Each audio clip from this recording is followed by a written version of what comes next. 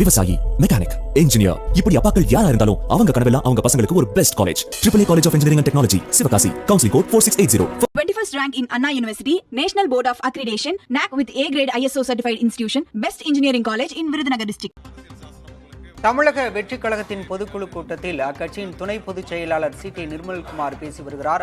அதையும் தாண்டி தன்னுடைய குடும்பத்தினருடன், தன்னுடைய மகன்களுடன், அவர்களுடைய நண்பர்களுடன் அந்த விஐபி கேலரியில உட்கார்ந்து அங்க இருக்கிற ரொம்ப கொடுமையான விஷயம் என்ன தெரியுமா? இது பொது வழியில நடந்த நாள் குறிப்பிட வேண்டிய கட்டாயம் ஆயிருக்கு. இதே வேற எங்கேயாவது நடந்தது நம்ம இதை கண்டுக்க போறதில்ல. அரசியல் சாசனத்தால் இந்தியன் கான்ஸ்டிடியூஷனால் அங்கீகரிக்கப்பட்ட ஒரு கலெக்டர் ஓரமாவும், ஒரு ஐபிஎஸ், எஸ்பி, ஐஜி ஓரமாக நிற்க வைத்துவிட்டு, மினிஸ்டர் ஓரமா நிற்க வச்சுக்கிட்டு, எம்எல்ஏ எல்லாம் ஓரமா நிற்க வச்சுட்டு, மேல குடும்பத்துடன் உட்கார்ந்து ட்ரோன் விட்டு விளையாண்டு இருக்கிறது, போராடி ஜல்லிக்கட்டை பெற்ற மக்கள் ஓரமா கீழே உட்கார்ந்து இருக்கிறப்ப நீங்க மேல உட்கார்ந்து அந்த மக்கள் ஒரு நிமிஷம் அந்த மக்கள் எல்லாம் ஓட்டு போட்டுதான் நான் இங்க உட்கார்ந்து ஒரு நொடி நீங்க நினைத்திருந்தால் அந்த பண்ணையார் புத்தி வந்திருக்காது. இதுதானே பண்ணையார் தனம்.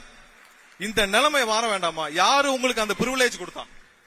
அங்க உட்கார்ந்து அந்த கேலரியில உட்கார்ந்து குடும்பத்துடன் உட்கார்ந்து இருக்க வேண்டிய அந்த பிரிவிலேஜ், அந்த முக்கியத்துவம் உங்களுக்கு எப்படி கிடைச்சது? அந்த மக்கள் ஓட்டு போட்டுதானே. தாவேக பொதுக்குழு கூட்டம் நடைபெற்று வரும் நிலையில் தற்போது இது தொடர்பாக பேசுவதற்காக நம்முடன் பத்திரிகையாளர் சுவாமிநாதன் இணைந்திருக்கிறார். சார் வணக்கம். சார், தாவேக பொதுக்குழுல 17 தீர்மானங்கள் நிறைவேற்றப்பட்டிருக்கின்றன. இதுல பெரும்பாலான தீர்மானங்கள் மாநில உரிமையை முன்னிறுத்தி நிறைவேற்றப்பட்டிருக்கிறது. எப்படி பாக்குறீங்க இந்த தீர்மானங்கள்?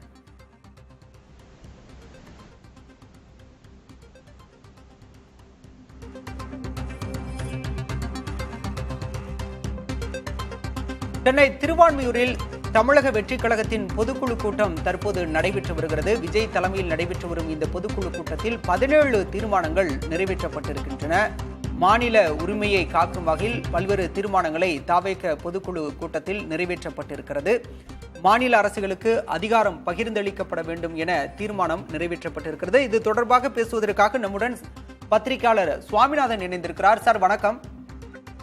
வணக்கம் சார், தாவேக பொதுக்குழு தீர்மானங்களை படிச்சிருப்பீங்கன்னு நினைக்கிறேன். 17 தீர்மானங்களை பெரும்பாலானவை மாநில உரிமை சார்ந்து இருக்குது. எப்படி பாக்குறீங்க? தாவேகோட பயணம் மாநில உரிமை சார்ந்து பயணிக்குது அப்படின்னு பாக்கலாம். நிச்சயமா சார். அவங்க அண்மை காலமா இன்னொரு பேச்சு கூட தொடர்ந்து நம்ம ஊடக தரப்புல இருந்துட்டு இருந்துச்சு. அது என்ன அப்படின்னு பாத்தீங்கன்னா, அதிமுகவே விரும்புது, தாவேகாவோட கூட்டணிக்கு விரும்புது அப்படின்றக்கூடிய ஒரு காலகட்டம் இருந்தப்பதான் அதிமுக பாஜக பக்கம் நோக்கி நகர்ந்திருந்தாங்க. இந்நிலையில இதன் மூலமா இன்னொரு கூட இந்த தீர்மானங்கள் வாயிலா நம்ம இன்னொரு மிக முக்கியமான விஷயங்களை புரிஞ்சுக்கலாம்.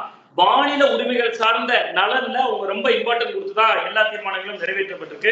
ரொம்ப மிக முக்கியமான சில விஷயங்கள் நம்ம பார்த்தோம்னா, அந்த தொகுதி மறுசீரமைப்பு, அது ஏற்கனவே இருக்கக்கூடிய அந்த 543 எண்ணிக்கையே போதுமானதா இருக்கும், அதை விட கூட்ட வேண்டாம். இன்னும் சொல்ல போனா தென்னிந்தியாவுக்கான பிரதிநிதித்துவம் அது மூலமா குறையும் அப்படிங்கக்கூடிய விஷயமா இருக்கலாம். இருமொழி கொள்கையில தொடர்ந்து உறுதியாக இருக்கும் அப்படிங்கக்கூடிய ஒரு நிலைப்பாட்டை இங்க எடுத்திருக்கக்கூடிய விஷயமா இருக்கலாம். அதே மாதிரி முதல் தீர்மானமாவே வக்பு திருத்த மசோதாவுக்கு எதிர்ப்பு தெரிவிச்சிருக்காங்க. இந்த மாதிரியான விஷயங்களை மாநில நலனை முன்னிலைப்படுத்துறப்ப இதுல விஜய்க்கு ஒரு வகையில ஒரு அரசியல் லாபம் இருக்கு. என்ன அப்படின்னு பாத்தீங்கன்னா, ஒரு பக்கம் காங்கிரஸோட திமுகவோட தேசிய கட்சியான காங்கிரஸ் கட்சி இருக்கு, இன்னொரு பக்கம் அதிமுகவோட தேசிய கட்சியான பாஜக வரும் அப்படிங்கக்கூடிய ஒரு களச்சூழல் இருக்கு. இந்த ரெண்டுக்கும் இடைப்பட்ட ஒரு சூழல்ல மாநில நலனை மட்டுமே முன்னிலைப்படுத்தி அவங்க அரசியல் பண்றதுக்கான ஒரு போக்கு இந்த தீர்மானங்களின் வாயில அவங்க தொடங்கி வச்சிருக்காங்க. அது மட்டும் இல்லாம இவர் இனிவரும் காலங்களையும் பாஜக பக்கம் போக மாட்டாரு அப்படிங்கிறதுக்கு 2 விஷயங்கள் கூட நம்ம இதுக்குள்ள இருந்து ஒரு லீட் எடுத்துக்கலாம். என்ன சொல்றாரு அப்படின்னா, மாநில அரசுகளுக்கு அதிகாரத்தை பகிர்ந்தளிக்கணும் அப்படின்னு நிறைவேற்றி இருக்கக்கூடிய ஒரு தீர்மானத்துல என்ன குறிப்பிடுறாங்கன்னா, பிரதமர் நரேந்திர மோடி அவர்களை நேரடியாக குறிப்பிட்டு குஜராத் மாநிலத்தினுடைய முதல்வராக இருந்த போது மாநில உரிமைகளுக்காக குரல் கொடுத்த இன்னைக்கு பிரதமராக இருக்கக்கூடியவங்க, அவரு பிரதமரான உடனே மற்ற மாநிலங்களோட அதிகாரத்தை பறிக்கிறாங்க அப்படிங்கக்கூடிய நேரடியான ஒரு குற்றச்சாட்டையே வச்சிருக்காங்க. 2 இடங்கள்ல அப்படியான ஒரு குற்றச்சாட்டை குறிப்பிட்டிருக்காரு. அதையும் பார்க்க முடியுது. சோ இதையெல்லாம் வைத்து பார்க்கிறப்ப இன்னைக்கு தாவேகாவினுடைய நகர்வு அப்படிங்கிறது மாநில உரிமைகள் நலன் சார்ந்து நாங்க இருக்க போறோம். ஏன்னா ஒரு சின்ன உதாரணம் சொன்னா, நடந்து முடிந்த நாடாளுமன்ற தேர்தலில் கூட அதிமுக ஒரு நிலைப்பாடு எடுத்தாங்க. அது என்ன நிலைப்பாடுனா, காங்கிரசும் இல்ல, எங்களுக்கு பாஜகவும் இல்ல, நாங்க மாநில உரிமைகள் மாநில நலன் சார்ந்து மட்டும்தான் அரசியல் செய்ய போறோம் அப்படிங்கக்கூடிய ஒரு நிலைப்பாட்டை எடுத்திருந்தாங்க. அதனுடைய வெளிப்பாடா பாத்தீங்கன்னா, அதிமுகவுக்கு பிரபலமான வேட்பாளர்கள் இல்லாம பிரதமர் வேட்பாளரையே காட்டாம 20% ஓட்டுகள் கிடைச்சிருந்துச்சு. சோ அப்ப மாநில நலன் அப்படிங்கறத பேசுறதுனாலதான் ஒரு 20% ஓட்டு அவங்களுக்கு கிடைச்சிச்சு. சோ இப்ப விஜயனுடைய தமிழக வெற்றி கழகத்துடைய இந்த 17 தீர்மானங்களை நம்ம பாக்குறப்ப மாநில உரிமைகள் அப்படிங்கக்கூடிய அந்த நலன் அதை மையப்படுத்தி தான் அவங்களுடைய அந்த தீர்மானங்கள் எல்லாமே வடிவமைக்கப்பட்டிருக்கு. அதுல மிக முக்கியமான இன்னொரு விஷயம் என்னன்னா, இன்னைக்கு அதிமுக பாஜக பக்கம் நகர்ந்துட்டு இருக்காங்க. அந்த மாநில கட்சிகள்ல மாநிலத்துக்கான ஒரு குரலை பேசக்கூடிய ஒரு இடம் வெற்றிடமா உருவாகும். அந்த இடத்தை நிரப்பலாம் அப்படிங்கக்கூடிய ஒரு அரசியல் கணக்கு கூட இதுக்கு பின்னாடி தாவேகாவுக்கு இருக்கலாம். சுவாமிநாதன், மாநாட்டில் கூட எங்களுடைய சித்தாந்த எதிரி பாஜக, அரசியல் எதிரி திமுக அப்படின்னு சொன்னப்ப அதிமுகவோட கூட்டணி அமைக்க வாய்ப்பு இருக்கு அப்படின்னு பேசப்பட்டுச்சு. ஆனா அதிமுகவோட நகர்வு பாஜகவோட கூட்டணி அமைக்கப்படும் அப்படிங்கிற ஒரு பேச்சு இப்ப எழுந்திருக்கு. ஒருவேளை இந்த கூட்டணி அமைஞ்சிட்டா தாவேக தனிச்சு நிக்குமா? அப்படி தனிச்சு நிக்கிறப்ப என்ன மாதிரியான தாக்கத்தை ஏற்படுத்தும்?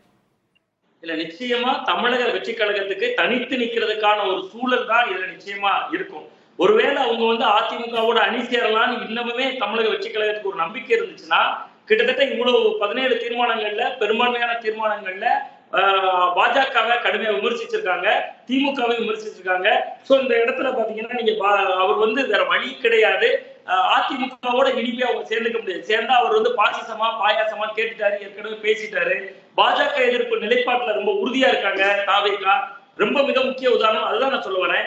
17 தீர்மானங்கள் நிறைவேற்றிருக்காங்க. அந்த 17ங்கிற எண்ணிக்கையில முதல் தீர்மானமே சிறுபான்மையினர் நலன் அப்படிங்கக்கூடிய புள்ளியில அவங்க வக்ஃபு திருத்த மசோதாக்கு தான் முதல் தீர்மானம் போட்டிருக்காங்க. சோ அந்த வகையில அணுகிறப்ப அவங்க பாஜகவோட ஒரு இணக்கமான சூழல் போக முடியாது. அப்ப அவங்க பாஜகவோட இணக்கம் இல்லைங்கும் போது அதிமுக கூட்டணி இல்ல.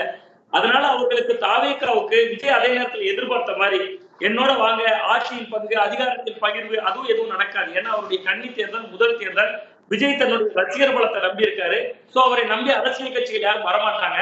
அப்படியான காலகட்டத்தில் விஜய் தனித்து தேர்தலை சந்திக்கிறதுக்கு தான் வாய்ப்பு அதிகமா இருக்கும். அப்படியே விஜய் தனித்து தேர்தலை சந்திப்பார்னு சொன்னா முழுக்க முழுக்க இளைஞர்களுடைய வாக்குகளை அவர் பக்கம் ஏற்பாரு. முதல் தேர்தலே தேர்தல் ஆணையத்தால் அங்கீகரிக்கப்பட்ட அரசியல் கட்சியாகவும் அவர் மாறுவார். அதனால எனக்கு எந்த சந்தேகமும் கிடையாது. ஆனா அவர் தனித்து தேர்தலை நிக்கிறப்ப தமிழக இளைஞர்களுடைய வாக்குகளை பெரும்பகுதியா அவர் ஈர்க்கிறதுக்கான ஒரு வாய்ப்பு அதிகமா இருக்கும். அது எந்த கட்சியை பாதிக்கும் அப்படின்னு பாத்தீங்கன்னா, அதிமுகவை தவிர இது எல்லா கட்சிகளையும் பாதிக்கும். இன்னைக்கு இருக்கக்கூடிய சீமான் அவர்களை பாதிக்கலாம், தமிழ்நாடு பிஜேபியை பாதிக்கும் கடுமையான அளவுக்கு, திராவிட முன்னேற்ற கழகத்தை கடுமையா பாதிக்கும். ஏன் அதிமுகவை பாதிக்காது அப்படின்னு ஒரு புள்ளியில சொன்னா, சமகாலத்துல இளைய தலைமுறை வாக்கள் அதிமுகவுக்கு பெரும்பான்மையா இல்ல. அது ஒரு சின்ன உதாரணம் மட்டும் ஒரு நிமிடம் எடுத்துக்கலாம் அப்படின்னு நான் நினைக்கிறேன். ஜெயலலிதா அவர்கள் காலமாகி 8 ஆண்டு காலம் ஆயிடுச்சு. இந்த 8 ஆண்டுகள்ல கழித்து நம்ம பாக்குறப்ப 10 வயதானவர் இன்னைக்கு 18 வயது ஓட்டரா வந்துட்டார், நியூ ஓட்டரா வந்துட்டார். சோ அந்த தலைமுறை கிட்ட அதிமுக மேல ஒரு பெரிய இமேஜா பாக்குறதுக்கான களம் இளைஞர்களுக்கு ஒரே ஒரு சூழல்ல தான் அமைஞ்சிச்சு. அது நீட் எக்ஸாம்ல கவர்மெண்ட் ஸ்கூல்ல படிச்சவங்களுக்கு ஒரு 7% இடஒதுக்கீடு கொடுத்தது. இதை தாண்டி இளைஞர்களோட அந்த கட்சி பெரிய அளவுல கனெக்ட் ஆகல. சோ அந்த வகையில பார்த்தா இன்றைக்கு இளைஞர்கள் வாக்கு யாரு கையில இருக்கோ அவர்களை கடுமையா இது பாதிக்கும். சுவாமிநாதன், தனிச்சு போட்டியிட வாய்ப்பு இருக்கு அப்படின்னு சொன்னீங்க. ஒருவேளை விஜய் தலைமையில தனித்து ஒரு கூட்டணி உருவானா யாரெல்லாம் சேரதுக்கு வாய்ப்பு இருக்கும்? இல்ல, விஜய் தொடர்ச்சியா முயற்சி செய்வாரு, தனித்து போட்டியிடணும் அப்படிங்கக்கூடிய முயற்சிகள்ல ஈடுபடுவாரு. ஆதவ அர்ஜுனா கூட இருக்கிறதுனால அவர் பழைய தன்னுடைய நேசம் அப்படிங்கறதுனால விசிகாவுக்கு வலை வீசி பார்ப்பாரு. ஆனா அந்த வலையும் சிக்காது. விஜய் அவர்கள் நம்முடைய பார்வை சரியா இருந்தா கடந்த 2006 சட்டமன்ற தேர்தலில் விஜயகாந்த் அவர்கள் எப்படி தனித்து தேர்தலை சந்தித்து தன் பலத்தை உணர்த்தினாரோ அந்த சூழல் தான் இந்த தேர்தலில் விஜய் அவர்களுக்கு இருக்கும். அவர் கூட ஒரு அணி அமையும் அப்படிங்கிற நம்பிக்கை எனக்கு நிச்சயமா இல்லை. இன்னொன்னு பாத்தீங்கன்னா, இன்னைக்கு பாஜக கூட்டணி கூட அதிமுக கொஞ்சம் நெருக்கமா போறதுனால இன்னைக்கு அதிமுக கூட்டணியில இன்னைக்கு இருக்கக்கூடிய எஸ்டிபிஐ மாதிரியான கட்சிகளுக்கு வேற போக்கு இல்லாம இடம் இல்லாம ஆகலாம். ஏன்னா அமித்ஷாவும் எடப்பாடி பழனிசாமி அவர்களும் சந்திச்சுட்டாங்க. சோ அந்த எஸ்டிபிஐ மாதிரியான சிறு சிறு அமைப்புகள் வேணா விஜய் அவர்களோட போகலாம். ஏன்னா திமுக கூட்டணிக்குள்ளே இடம் இல்லை அவங்களுக்கு கொடுக்கறதுக்கு. சோ அது மாதிரியான கட்சிகள் வேணா இடம்பெறலாம். விஜய் அவர்களுடைய பலத்தை அரசியல் கட்சிகள் உணர்றதுக்கே இந்த தேர்தல் முடிவுலதான் உணர்வாங்க. இளைஞர்கள் ஓட்டுகள் அவர் பின்னாடி இருக்க ஒழிய அதை அரசியல் மயப்படுத்துறது அப்படிங்கிறதுல ரொம்ப சிக்கல்கள் இருக்கு. ஏன்னா இன்னைக்கு 120 மாவட்ட செயலாளர் பதவிகள் எல்லாம் போட்டிருக்காங்க, 113 பேர் அறிவிச்சிருக்காங்க. இதையெல்லாம் தாண்டி உள்ளூர்ல பிரபலமான நபர்கள் யாருமே இல்லை விஜய் அவர்களுக்கு. இதெல்லாம் சவால், இதெல்லாம் சிக்கல்கள். அதனால எந்த கட்சியும் அரசியல் கட்சியினர் நம்பி அவங்க கூட முதல் தேர்தலே போயிட மாட்டாங்க. அதனால தனித்துதான் அவர் நிற்கக்கூடிய சூழல் வரும். அப்படி அவர் தனித்து நிற்காத சூழல் வந்து எஸ்டிபிஐ மாதிரியான இன்னைக்கு அதிமுகவோட இருந்து சிறுபான்மை அமைப்புகள் அவர்கள் வேற வழி இல்லாம அவர்களுக்கு வேற இடம் இல்லாம விஜயோட நெருங்குறதுக்கான ஒரு வாய்ப்பு தெரியும். சுவாமிநாதன், கடந்த 2016 தேர்தலில் விஜயகாந்த் தலைமையில மக்கள் நல கூட்டணி அமைக்கப்பட்டது. ஆனா அப்பவுமே அவர் மக்கள் மத்தியில பெரிய தலைவரா பார்க்கப்பட்ட விஜயகாந்த் முன்னிறுத்தியுமே ஆனா பெரும் தோல்வியை சந்திச்சாங்க. அப்போ அந்த மாதிரியான ஒரு முன்னெடுப்பை யுத்திய கையாண்டா இப்ப விஜய் வெற்றியாளராக பார்க்கப்படுவாரா அல்லது எடுபடுமா அந்த யுத்தி? இல்ல, அதாவது விஜய்க்கு பின்னால் இருக்கக்கூடிய இந்த வாக்கு திரட்டல் அப்படின்னு இன்னைக்கு இருக்கக்கூடிய அந்த ஓட் வந்து முழுக்க முழுக்க இளைஞர்கள் பலம். அவருக்கு விஜய் அவர்களுக்கு இருக்கிறது இளைஞர்கள் பலம். அவங்க வந்து விஜய் அப்படிங்கிற ஒற்றை புள்ளியில தான் பார்ப்பாங்க. இன்னும் அவர் வந்து ரொம்ப ஆழமா சுவாமிநாதன், தொடர்ந்து நாம பேசலாம். விவசாயி, மெக்கானிக், இன்ஜினியர், இப்படி அப்பாக்கள் யாரா இருந்தாலும் அவங்க கனவெல்லாம் அவங்க பசங்களுக்கு ஒரு best college. AAA college of engineering and technology, Sivakasi. Counselling code 4680. 21st rank in Anna University, National Board of Accreditation, NAC with A grade ISO certified institution, best engineering college in Virudhunagar district.